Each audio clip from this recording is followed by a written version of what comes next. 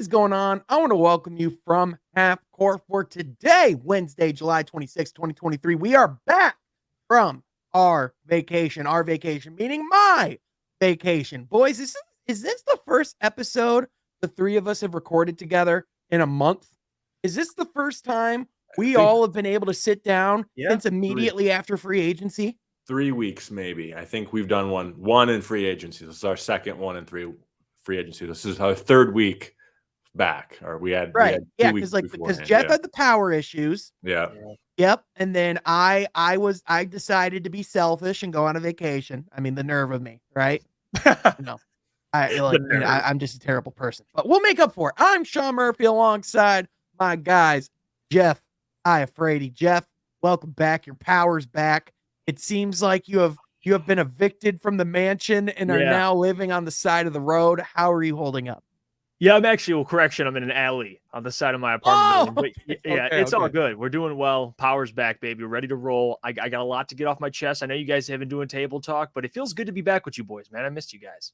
Yeah, it's good to be back with the boys, 100%. And also joining us, I just went to the house that this man built. It is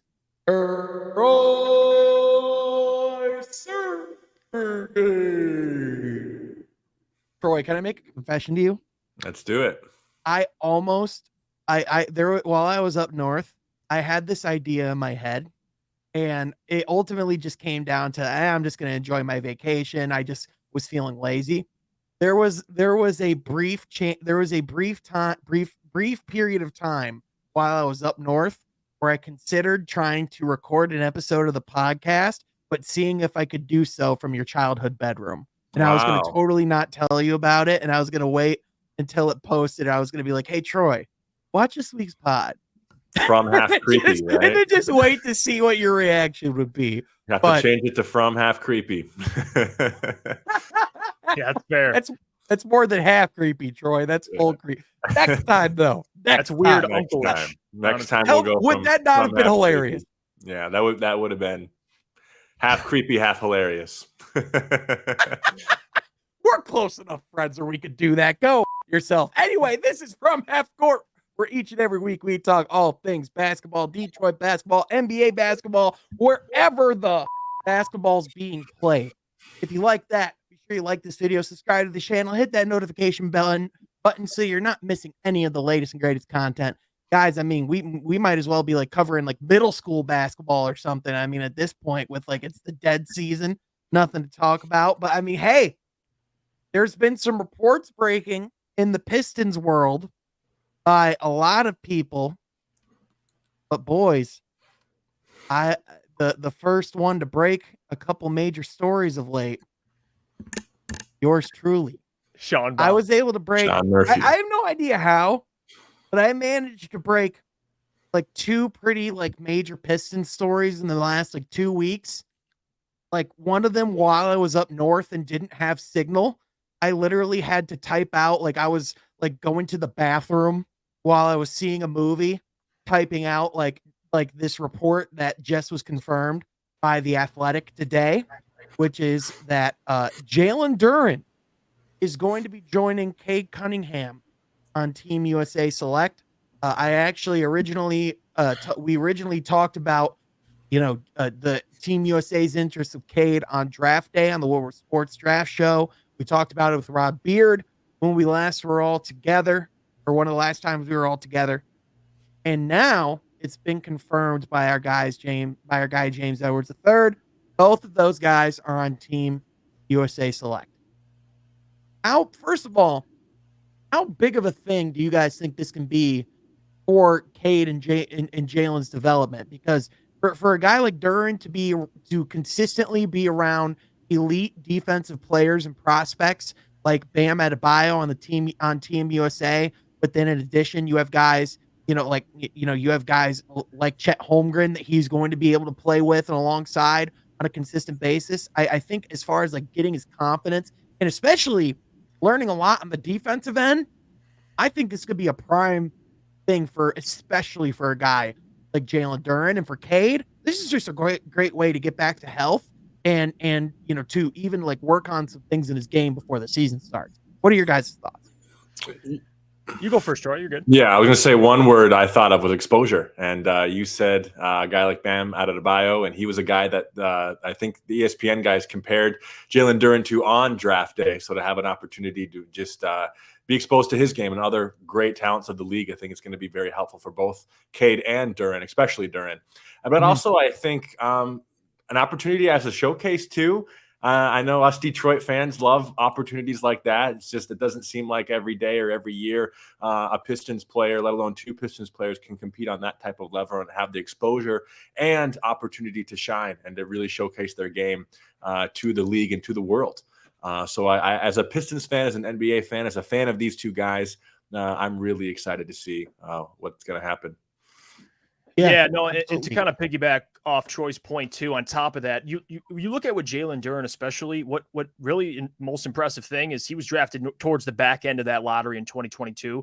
Name me other players that are drafted around that same spot that's getting that type of recognition at his age. Like, and that's the thing we talk about with Jalen Duren, him being raw, him needing really all the reps. And now you get to go play organized basketball with talented players. And there's something different about playing with guys like that. When Cade and even guys that are a little older than them, players that are in the same class as them, regardless, it's experience, like Troy alluded to. And I love Troy's point about exposure, because especially for Detroit, who it seems like at least the rookies and the young players don't really get the exposure, or at least get the respect that we think they deserve. I think this is a great stage to showcase that. So it's hard not to be excited, especially for Duren, man. I mean, he's got so much untapped potential. We know what Cade is. We know how good he can be. We love that. But with Jalen, there's a lot that we have not figured out with Jalen Duren. And for him just to get the reps, man, on this type of stage, it's amazing. It really is. Yeah, one correction. Obviously, Bam Adebayo is going to be a part of Team USA when they're actually playing, like Olympic competition. But obviously, since they're in the finals, it's actually going to be Jaren Jackson Jr., who's going to be on Team USA, which that's still one of the best. He just won Defensive Player of the Year. Oh, so you talk about, like being able to play against and alongside elite bigs who are great on that side of the ball, but also all bigs, who have that similar type of elite athleticism. And on top of that, like, not to plant the seeds for Pistons fans to go wild with speculation and what this, what this could potentially mean. Let's just address the elephant in the room, guys. You want to know how super teams are formed? You want to know how superstars build the desire to want to team together? Team USA. It's where all the relationships are built. Want to know where Dame got that Miami connection?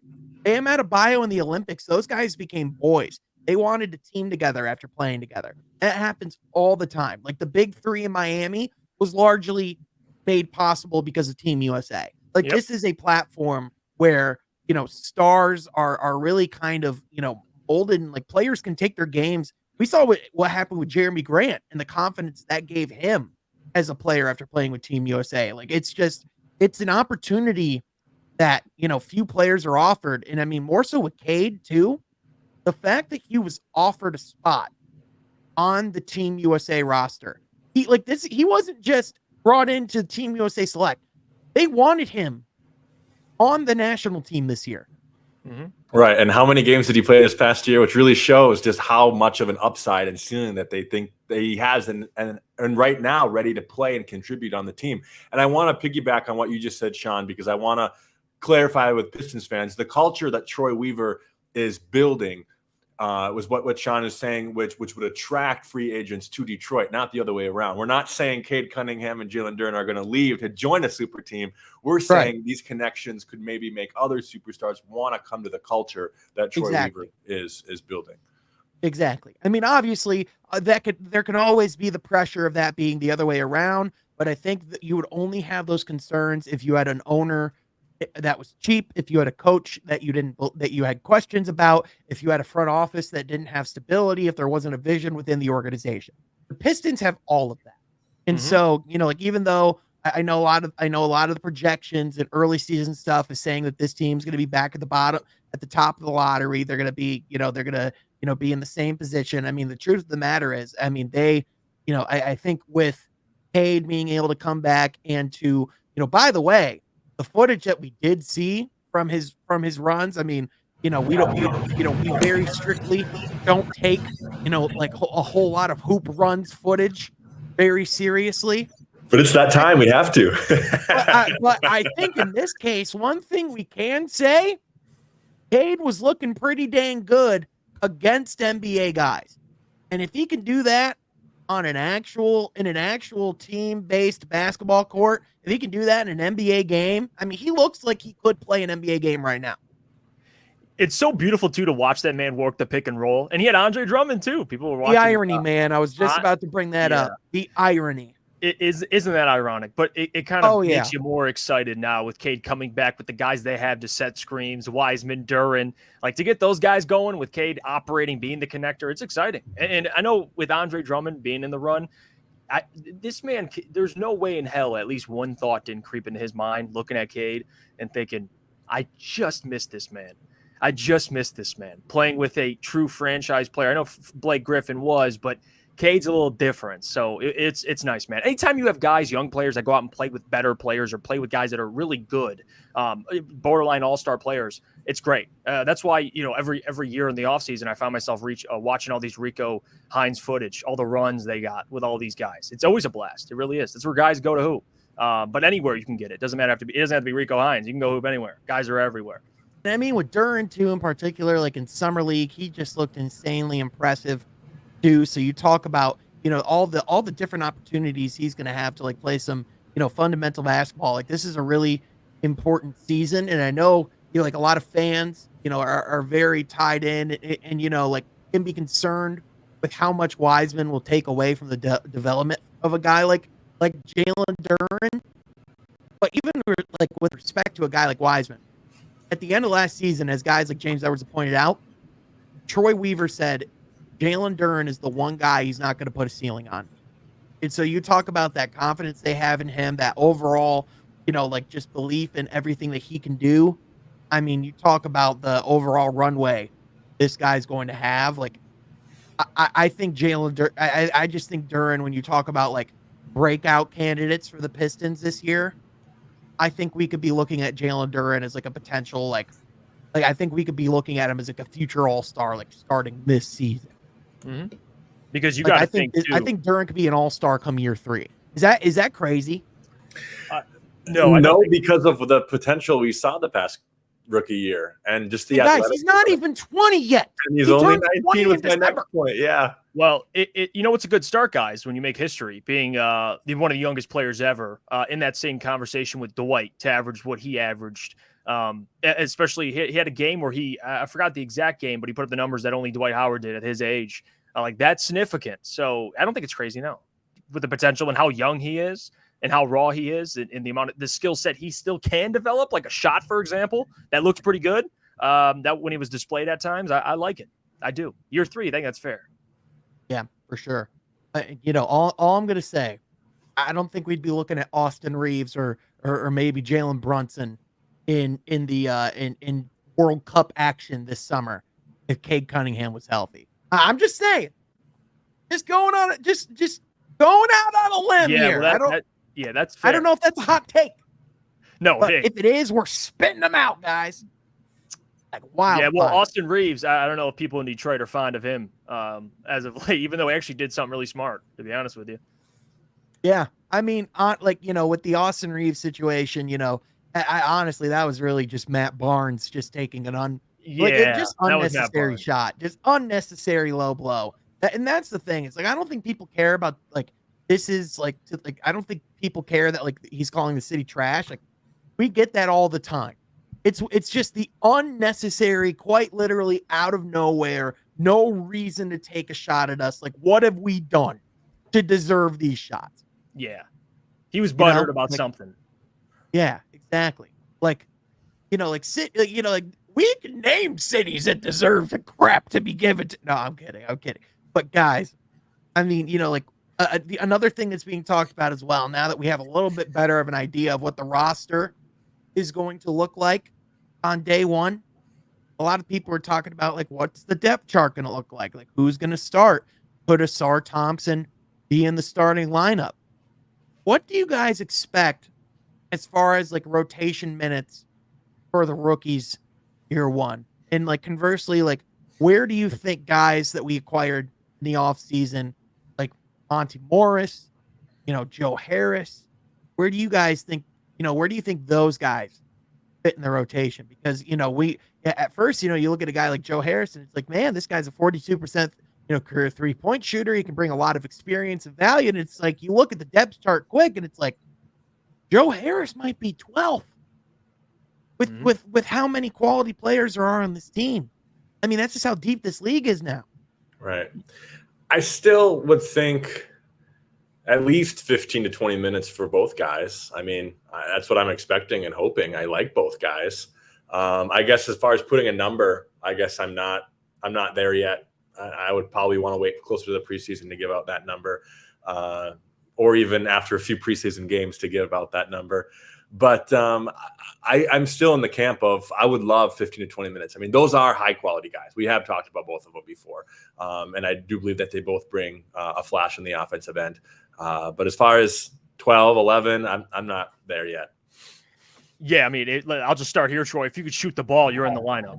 Yeah, right. So at some point, you got to work in, and you got to be able to defend it at least decent level. I think Joe Harris can provide that. I mean, he's a career 43% 3-point shooter, whatever it is. Like, he will be playing. And Monte Morris, love it. Backup point guard role, pretty much solidified. If Killian, if there's I know people are like, oh, when you bring it up, but if there's a way he could play alongside Monte, that'd be great. Marcus Sasser, that's the biggest interesting thing of this whole conversation, because I don't think day one you might see him, but he'll find his way in there. I do believe. Here's where it gets tricky, guys. I mean, like, because Killian might assuming start here's where I would love to hear you guys' thoughts, but let's build our rotation together. Sound good? Let's do it. Let's do it. The starting five. I think we all can agree. Cade and Ivy as your backcourt. I think Bojan gets the nod at the 3 to start the season. I think with the scoring he brings, I just think he's too good to not start. I think Isaiah Stewart probably has that 4 position locked. I don't think you sign him for a 4-year, $64 million deal and he's not starting. And you're not starting Wiseman, I don't think. Yeah. And then Jalen Duren's probably starting at the 5. Yeah. I think we can all agree on that. Mm-hmm. Here's where it gets tricky. Monte Morris, Alec Burks, Asar Thompson, Marcus Sasser, Killian Hayes, like Bagley, like you get down the list. You get down the list on the bench, like Marvin Bagley, James Wiseman. Like, you start looking at the names, and it's like, Joe Harris, he's definitely going to get consistent minutes. Is he? I'll tell you how. Go ahead. Trade Bagley. See ya. Killian Hayes. We'll see how it progresses. Because do you guys think we start the season? Do you guys think we start the season with both those players on the roster? Or do you think they will eventually be shipped to other locations? I see a ship a month before the season. Around the time Bojan, we got Bojan last year. I think a very similar time frame. Yeah. How about I can see Bagley being traded, but I can see Bojan sticking. I can see Bojan sticking till right around before the trade deadline. I for sure. I'm talking Bagley to start. You think Killian will be shipped a month before the season? I do. I mean, yeah. The question is, what's his value at this point? That's probably Well, that's the thing, is you would probably be packaging him in a deal with a guy like a Bagley more than likely if you're going to do something, right? And that's fair. That's fair. And I would say only reason you would trade Bojan at any point this season is if you're opening up the opportunity for Asar to step into that small forward role. And I think we all can agree that is entirely possible. Like, I think we all agree this guy is going to be really good. It's just, what's the runway and how quick is the ascension? Because I think we all can agree that at a baseline, he's going to affect winning right away. He's going to come in. He's going to make winning plays. I think we are inherently just a better team with having him on the court alone. Like, I think there will be games and situations that we absolutely let slip out of our fingers last season where a guy like Asar Thompson comes in, a guy like Cade Cunningham's on the court. Like, I think having like the amount of smart basketball players that we're going to have in the lineup is just inherently going to add to more wins. Yeah, and my biggest and that's question, not even factoring in the talent and the athleticism and the new energy with the coaching staff and everything that comes with it, right? Right. And my question would be, where does, I guess, weighing the benefit of having a veteran in the start, at least in the lineup at some point, come in, or is it just rolled out with Cade, Ivey, Asar, Stewart, and Duren, which I'm cool with. That's you're assuming would be a starting lineup in an ideal world. But is there a moment in time where he's like, hey, if Bojan's still here, he'll close this game, or you know what I mean? Like is it too much youth at this point? But also, if Cade has the ball in his hands, I think everything's okay. So there's also that. Right. I think when you have a player like Cade who carries himself the way that he does, who has the maturity that he has, like in Detroit, like you talk, like, again, we highlight Monty's been able to come in and he's like, yeah, I feel like this locker room's going to be good for me. It's because of guys like Cade and Ivey, and like you have a mature locker room that actively works on their game and is focused and understands the direction and the vision of where they're going. Obviously there are still going to, like, to your point, like, I don't think, I do think that's why, like, if that is a move they make, it's going to be at the deadline, because if you make that move, it's because you're acquiring more assets. You probably realize that you're either, like not quite in the play-in push, or you feel like, losing Bojan won't significantly lose you that race. But at the same time, you truly do have to weigh losing that type of value. I mean, Bojan is going to be a significant trade chip, and like if Detroit is really in it, then that is a move that they're going to have to really question. But at the same time, like if Asar shows improvement in the jump shot, if he does show that his playmaking really does translate to the NBA level, and if he shows that we need him on the court to defend their best player, then I think that then I think you can make an argument that move makes us better. Can you not? Well, you can also make the argument too, if you have a guy like Asar, who arguably is already one of your better, if not your best perimeter defender, you could put him out there to alleviate pressure off of Cade, Jaden. So if you look at it like that, like, hey, two guys that you're going to depend on offensively, take some pressure off those guys. That's also another case for Asar Thompson in that starting lineup. And it leans into the strengths and the identity of what you're building. Because even though Bojan is just a damn good basketball player to have on the court, I mean, like Troy, like every team in the league would love to have Bojan Bogdanovic. But I think if you're talking about what team, like what lineup fits the Detroit Pistons, what lineup has that mixture of versatility, athleticism, defensive IQ and ability, the ability to like press the open floor. I mean, when we saw Asar Thompson like literally levitate in Las Vegas, it's just, yeah, I need to see what this looks like with Cade, Ivey, Stewart, and Duren on the court together. Well, it's exciting. It's so exciting. Yeah. And the athleticism alone too, Troy and Sean. Like you have Duren, Asar, Ivey. And then you have Cade, who's already sneaky athletic, and then you got Isaiah Stewart, who's just a bruiser. But like those three in transition alone, yeah. And I love the potential of the pick and roll with Cade, Stewart, and Duren, because you can really play with you can really pick your poison, right? Because you have a guy with Stewart who can still like roll, cut to the basket. He's very versatile in his offensive game, especially if his shot is falling. That's a pick and roll combination that's very threatening, especially with Cade. But then on top of that, you have the lob threat and athletic freak that's Jalen Duren, who showed how he's even improving his handle and even improving his jump shot throughout the course of the season. I mean, forget the 3-point shot with Jalen Duren right now, to be honest with you. That's more of a season 3, season 4 conversation for me. I mean, he started taking them in summer league. Right. Like, you know what I'm saying? Don't expect that on a night-to-night basis in the league. However, I do think we could see some Jalen Duren in the mid-range. And if he gets good in the mid-range, adds that to his arsenal, I mean, man.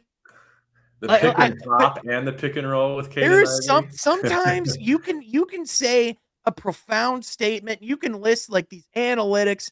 Sometimes the only thing that I can really say to project what a player can be like is, man. Yeah. Because it's like, hey, what do I know? But maybe I'm just dumb. Well, the other question I have, and I want to ask you guys if this is fair for Isaiah Stewart. I think Isaiah, and he's already paid. He's the future. Troy believes in him. We get all of that. But do you guys agree that there is more pressure on Isaiah? Not saying he can't do it, because I do think he will, but to at least get a more consistent 3-point shot, because last year he did look good until the last way when he had that shoulder injury to close the season. Everything pretty much went to shit. But for Isaiah this year, if he can shoot 34, maybe 35, you prefer. If he can get 36, great. But he's got to be more a better 3-point shooter. Is that fair? If you put a star in that starting lineup?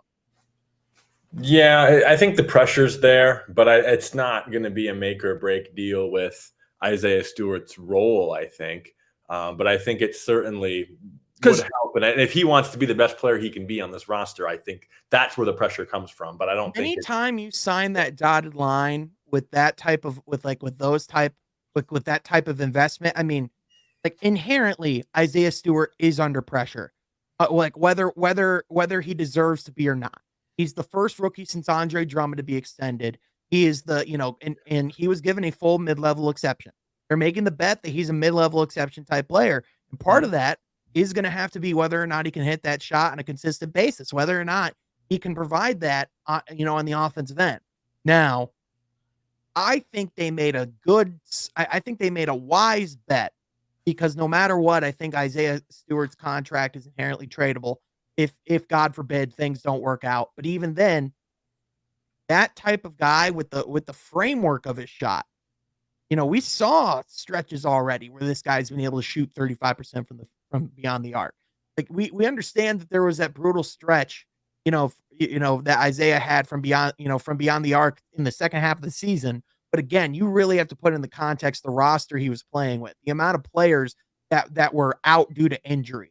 You talk about what adds to the percentage of a player, like guys like Cade Cunningham. We talk about making players better. Mm-hmm. He's going to make the Pistons more efficient because of the quality of looks he's going to be able to help generate. And I think with both Cade and Ivy on the court, and then you even throw in an athletic threat like Asar, but even playing alongside Bojan, the spacer that he is, you cannot keep your eyes off of him. Like Isaiah Stewart's the fourth or fifth option in that lineup, and that's where he's going to thrive. If Isaiah Stewart's a consistent fourth option, that's a great thing to have in your starting five. Yes. You already know he's going to be a great switchable defender. You already know he's going to apply pressure, and he's going to bring a lot of the intangibles that you need that aren't going to quite show up in the box score, right? But those other things, like if he didn't have a good jump shot, like the things that you can see with your eyes that say, okay, this is frightening, then I'd be a little more concerned. But for his shot to look that good, for him to not be working on it for that long. Yeah, and the reason why I bring it up is because, especially with Monty now, that 0.5 offense, people bring up, it's a similar mold, I guess. Different players, but similar mold. You have Chris Paul and Devin Booker. Now you have Jaden Ivey and Cade Cunningham, and how they're going to run things. But what made the Phoenix Suns so dangerous is not just their guard play, but you had DeAndre Ayton down low. And listen, I think Jalen Duren's going to be better than DeAndre Ayton. I think we can all say that. I think ceiling-wise. But you also had at the 3 and 4 Mike Kelly and Cam Johnson, who can shoot the hell out of the ball. So I'm not saying Asar and Isaiah have to be that, but at least it worked because you had two guys along with Devin, who's a pretty good shooter, Chris, who's a pretty good shooter. It's on Cade and Ivy too, but that 3 and 4 spot, especially with Duren coming along, obviously the shot will come eventually, but those guys you got to be able to depend on. And Asar, not the greatest free throw shooter. I think he'll get better, but I'm talking about this year. So I think it's just key for Isaiah Stewart. But yeah, you're right. He signed that dotted line. The pressure kicks in instantly, regardless of what we say. And I think as far as that 0.5 offense, I think for fans, it's important to remember. And again, this is, partially this is a little soapbox that I stand on, where, a lot of NBA systems are the same thing. They're just different terminologies, different philosophies, different things like that. I think the 0.5 system is it is a really good system. There's a lot of success with it, but I think if you really just boil it down to the idea of it, it really is just quick decision-making with the basketball, being decisive with the ball in your hands. And I think in particular, with Isaiah Stewart's role, I think most of the time, I don't think he's going to have as much responsibility to handle the ball this season. Like if he does handle the ball, I think it's going to be dribbling for a second to do a dribble handoff up at the top of the key that turns into a pick. You know what I mean? Like that's going to be the type of, like if he has the ball in his hands, like dribbling at all, that's it. You know what I mean? Like for the most part, a lot of his offense is going to be catch and shoot opportunities. It's going to be like stuff in the fast break. It might be some stuff at the rim, like with offensive rebounds, second chances, but like for the most part, he's not a guy that you're out there running offense through. Right.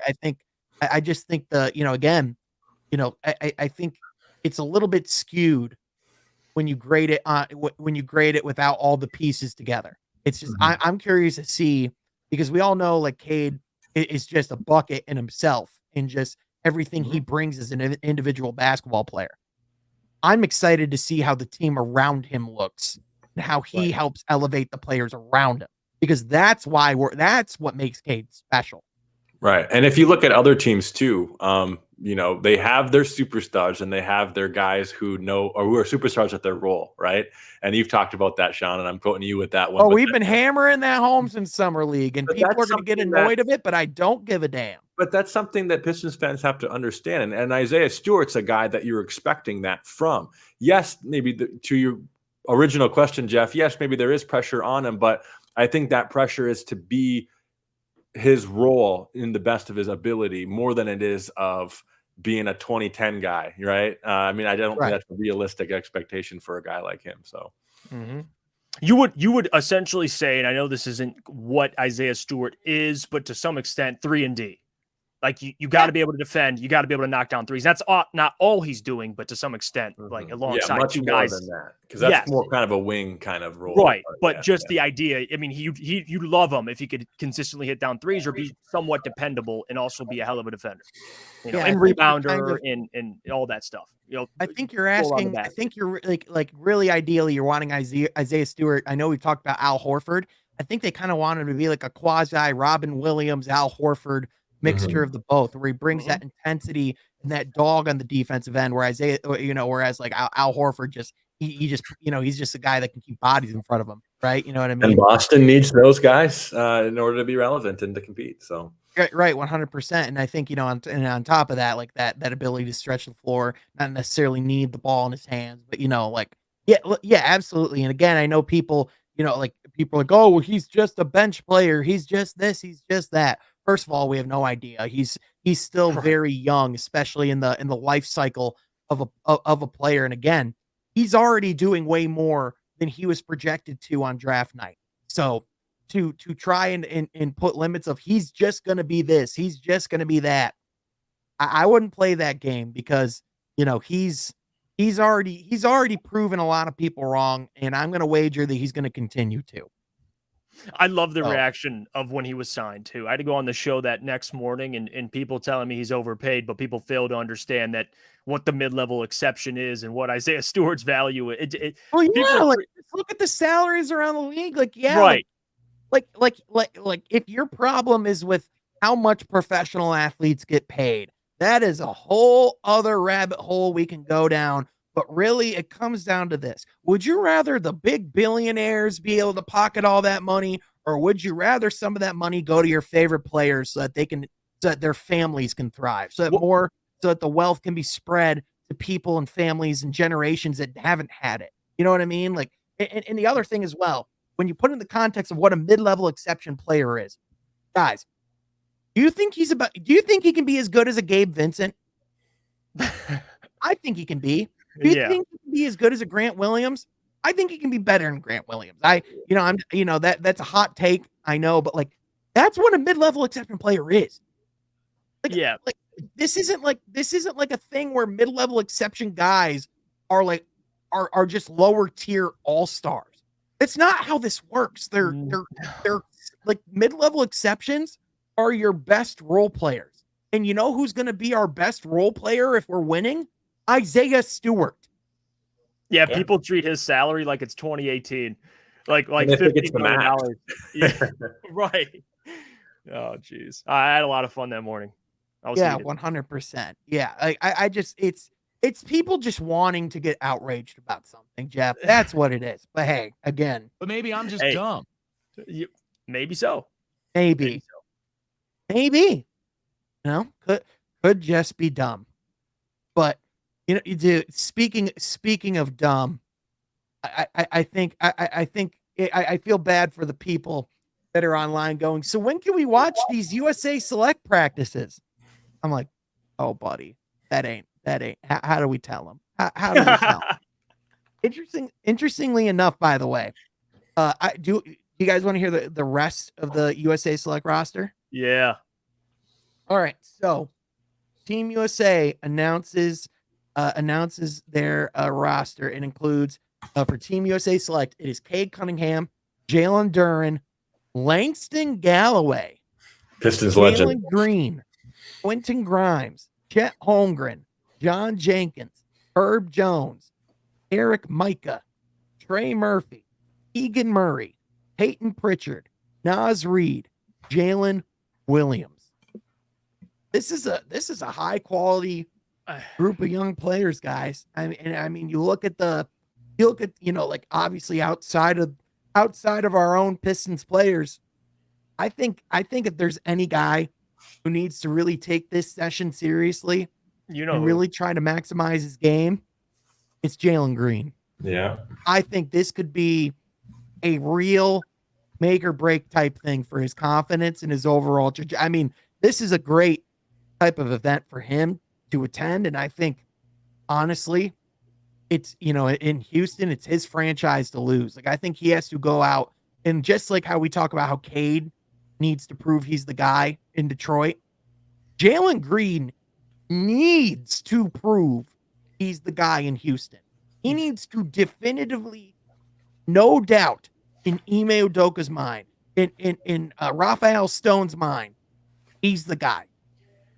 Yeah, part of that comes with, like you alluded to earlier and you mentioned, making other players better, which Jalen Green, it's as much of a talented player as he is, that's kind of the part of the game he lacks. And you knew that kind of coming out of the draft. You from Cade's perspective, he's the connector. Jalen Green is a scorer, and he's a shot jacker at this point. But again, low efficient shooting percentages, but still he can get 20 a game. He's going to be a great player. I have confidence in that. But playing with Team USA and playing with better players, guys that are better than you, but also you're playing with a lot more talented players. It'll teach him a lot. I think it's a great experience for him. But not only that, you're getting Ime Udoka, who he's already working with. So I think Houston right now is giving him tools to succeed, but we shall see.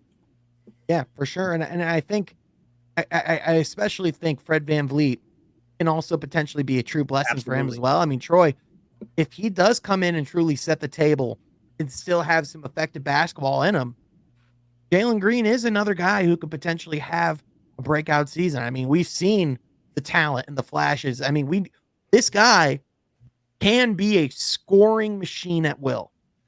But again, what are the other parts of his game? Right, but not just that. I mean, this season's going to be, with year 3 now, a very different role than he's had in year 1 and year 2 with the signings that Houston has. So that's something to really take into consideration. How is he going to play with Fred VanVleet? How is he even going to play with Dylan Brooks? I feel like so. Yeah. I mean, guys, we've seen the defensive highlights too. Right, that's not going to fly under Ime Udoka. Right. Well, but I guess, Sean, to answer your question, I see the need to have a breakout offensive year. I don't know if that's going to happen. I'm not sure if I would bet that Jalen Green's going to have an offensive year, because I think this is going to be a struggle bus and a lot of media scrutiny this year. I just don't really have faith in this Houston team. I have faith in their coach, but not really the team around them, didn't they? Yeah. Yeah, well, you talk about chemistry with, Fred VanVleet. We already know he's been building chemistry with Josh Christopher. A lot of chemistry. So, I think he'll be all right this upcoming year. So I ain't worried about it. Jalen Green, he's a bucket. I know that one's just goofy. And like it's really just friends hanging out, just like having just being dumb. That one was on like a Ja Morant level of worrying for me, where I was just like, bro, what is happening here? How old is he mentally? Like 13, 14? Yeah, and it's always 15? Bad. I'm one of those guys where I try to defend players or anybody when old stuff gets brought up, and I hate that. But at this point, it's like, hey man, it is what it is. You got to take the heat. You got to take the heat. I mean, I'm just saying. Again, I don't want to be that guy, but people talk all the time about Cade Cunningham, and people say, "Oh, he's a bust. He's injury prone." All the easy stuff you can say after a guy, misses his second season due to a stress fracture in his shin that they elected to take care of for his long-term health. But injury prone. Those are definitely the signs. I love how people come out and say like he's a bust. Yeah, in the same breath, if I'm a Houston fan, if I'm a Cleveland fan, I have some genuine questions at the back of my mind about whether or not I have a franchise caliber guy.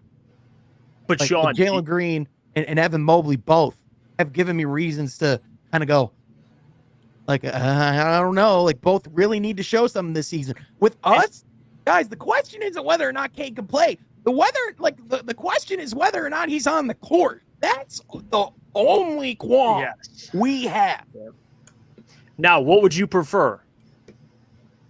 On the court concerns, or just that's what I'm talking about. It's not basketball is not the concern with Cade, and I prefer that. I prefer it. So right, 100%. And it's with Evan Mobley, even it's one of those things where this Donovan Mitchell trade.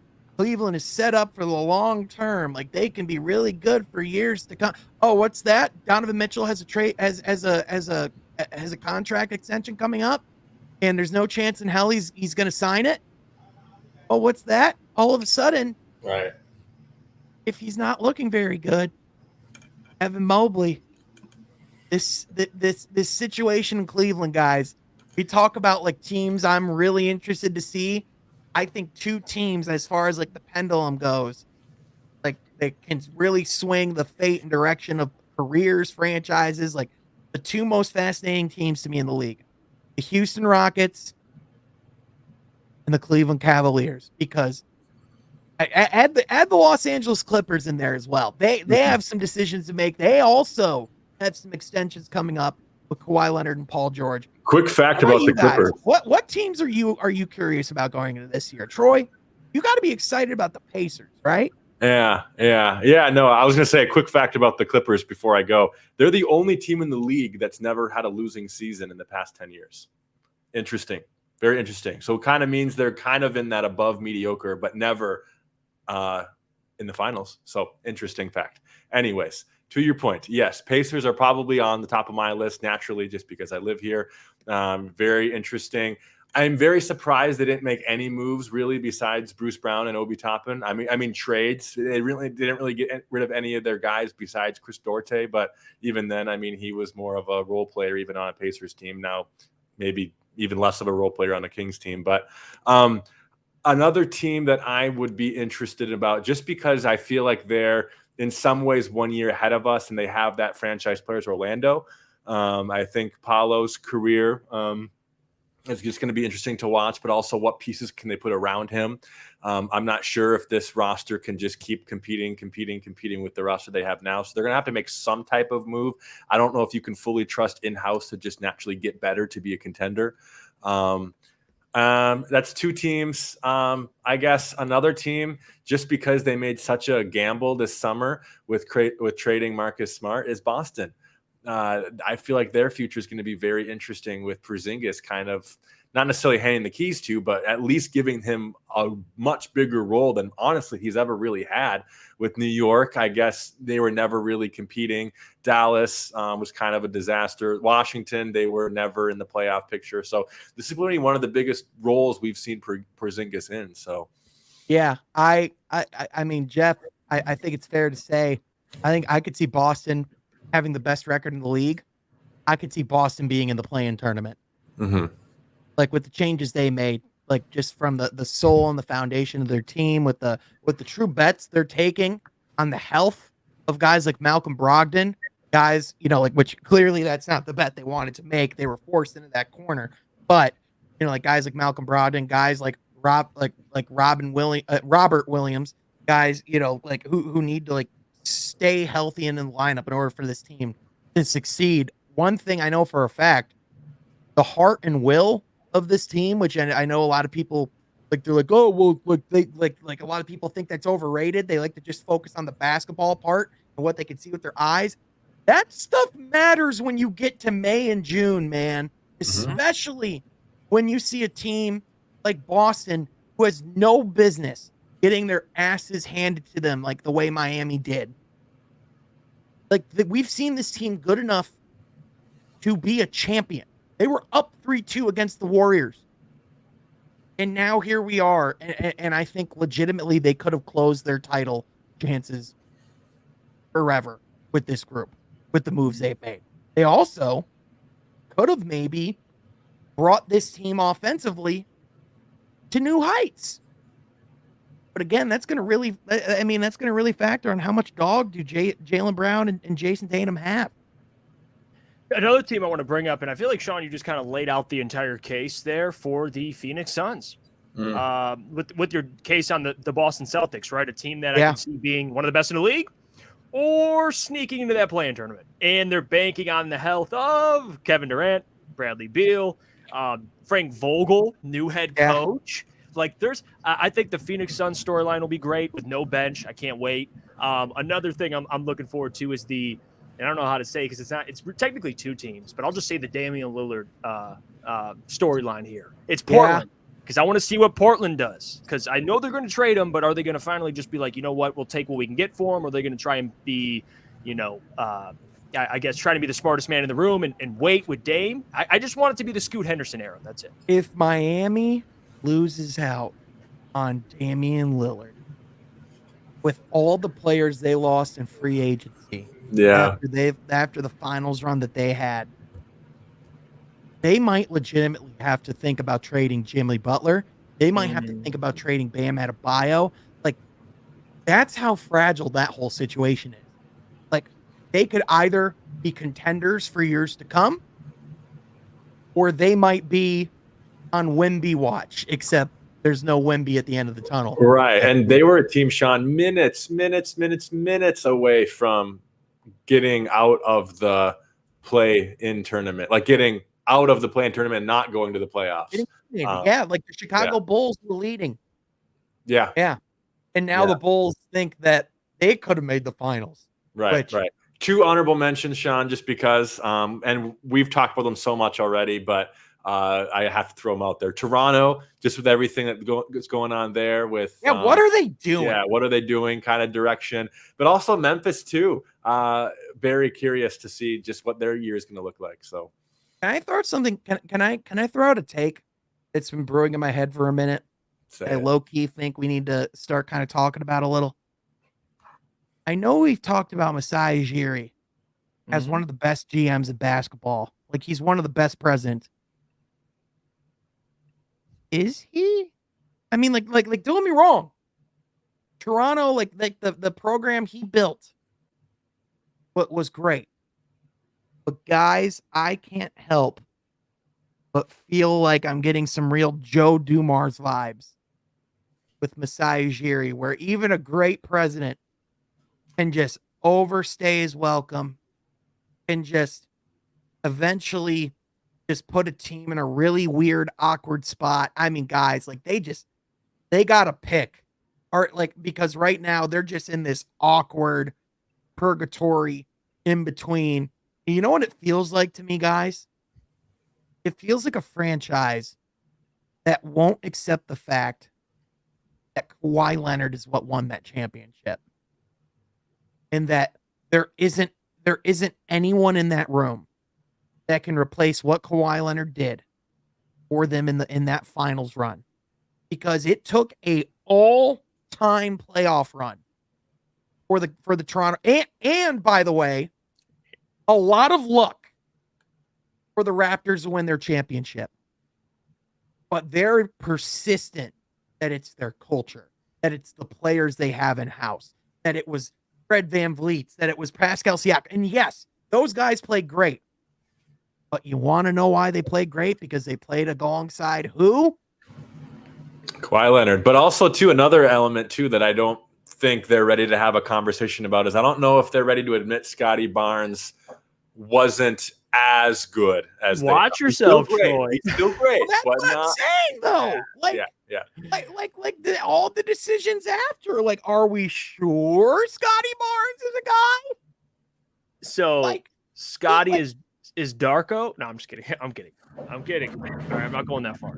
Like Scotty, I'm curious to see what it's gonna look like with Scotty running, like supposedly running the show this season, but like I just don't see what they're doing. And like if Pascal Siakam supposedly like wants to stay, like sure, go ahead, but like why? Masai should trade OG Anunoby, or no, you know what?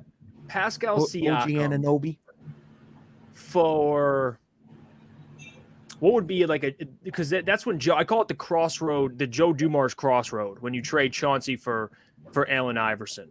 What could we call that? What would be a comparison? I guess them trading after winning that championship, because Kawhi is already gone, but there's still a little more work to do if you want to be Joe Dumars via trade. Like, I don't know. We'll see. 5 first-round picks for OG. They would have to go get their Allen Iverson, so to speak. Whoever that would be. It'd be like Carmelo Anthony if you're still in the league. You know, go get somebody who's 36, 35, and then we can call him Joe Dumars. But I love Joe Dumars. As much as I bring up his traits, I do love Joe. Again, I'm not trying to say, like, I'm not saying he's a terrible general manager, but like, no. What have they done since 2019? You could argue get worse. Plans. Other than getting Scotty Barnes, name one good front office move that the Toronto Raptors have made. Doesn't exist. And even the moves they did make, when they got Gary Trent Jr., like that hasn't turned in it, like they haven't resulted in much more wins. So culturally, they didn't do anything. And even then, you could make a legitimate case that Toronto may go back and want to select Franz Wagner instead. Ooh. So damn good player. Yeah.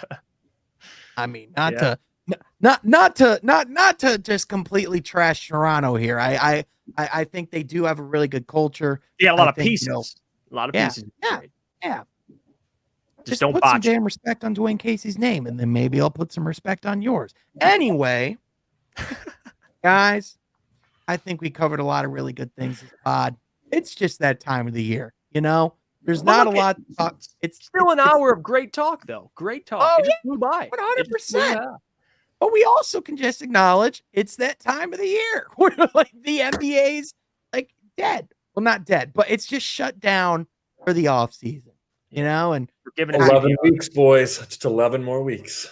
Yeah, 100%. I've been reading a lot of basketball books. I want to do some reading on some like history and stuff. Like this summer, I've been reading a lot about like the 70s and the 80s, like the ABA, NBA like rivalry in that era and what that was like. Reading up a lot on the guys like Wilt Chamberlain, Bill Russell, Jerry West. It's been a lot of fun. So I'm definitely planning on doing some more of that. I think in the next couple of weeks, guys, I think we need to we need to get a guest. We need to get someone to bring in and have some fun talks with. Maybe even like maybe even bring in our guy, Uncle T, Harry Foster. Again, that would be fun. That would be very fun. Yeah, 100%. Just be on the lookout. We got some good content coming. But boys, girls, and whoever you are around the world, thank you so much for tuning in to this week's episode of From Half Court. If you like this video, be sure you like it down below. Hit that subscribe button. Smash that notification bell so you're not missing any of the content we've have here on the channel. But also, be sure you follow my guys on Twitter at JeffIFRady, my boy Troy at TroySergy44, and myself at Sean Halfcourt or X or whatever that thing's called now. What do I know? But maybe I'm just dumb. With that, thank you so much for tuning in. We'll catch you guys next time from Half Court. Be sure you're subscribed.